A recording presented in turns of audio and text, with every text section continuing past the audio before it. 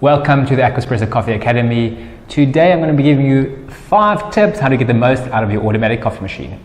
So, number 1, coffee beans, of course, that has to be in there. Of course, it's been in the tip list. Now, you obviously have a huge number of different options of coffee beans. You have Robusta, Arabica, and so on. And all those are good. You can try whichever one obviously you like. But the 2 things to not use are 1, oily beans, and any bean which is a dark roast is inherently an oily bean. So stay away from oily beans, not from a taste point of view, but from a machine longevity point of view. It is going to wreck your machine if you continuously use oily beans. Second type of beans to stay away from are flavored coffee beans. So flavored coffee beans are from hell. Flavored coffee beans are not good. But if you choose to use flavored coffee beans or flavored coffee, rather than just syrups, flavored coffee beans are coated in this sugary type substance, which is a sure way to wreck your machine really quickly. So don't use flavored coffee beans, please. Number 2, milk. So obviously you have a whole bunch of different options for milk on your machine, and pretty much any milk works with automatic coffee machines. How froth quality works is the higher the protein in a milk, the better it froths.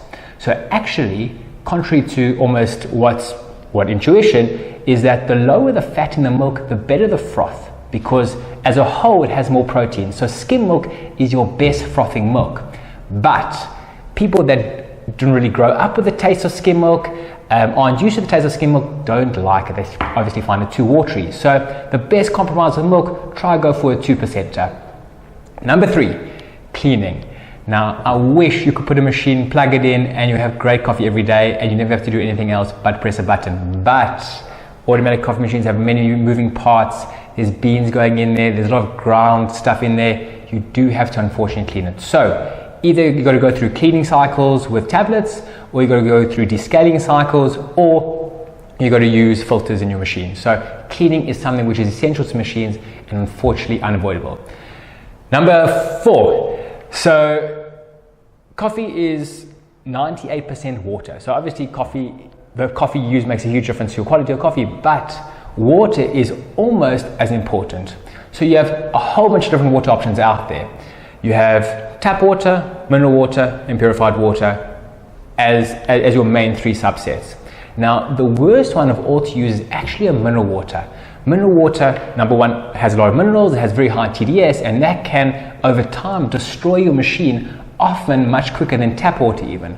So ideally, use a purified water. Next best, use a tap water. And lastly, go for mineral if you have to. Number 5, and your last tip for the day, and we've done a post on this before, but grinder settings. And grinder settings is the one way to make the biggest impact on the quality of your coffee. So when you have a machine, you obviously have the strength settings you can change, but you can also change how coarse or how fine the grinder grinds your coffee.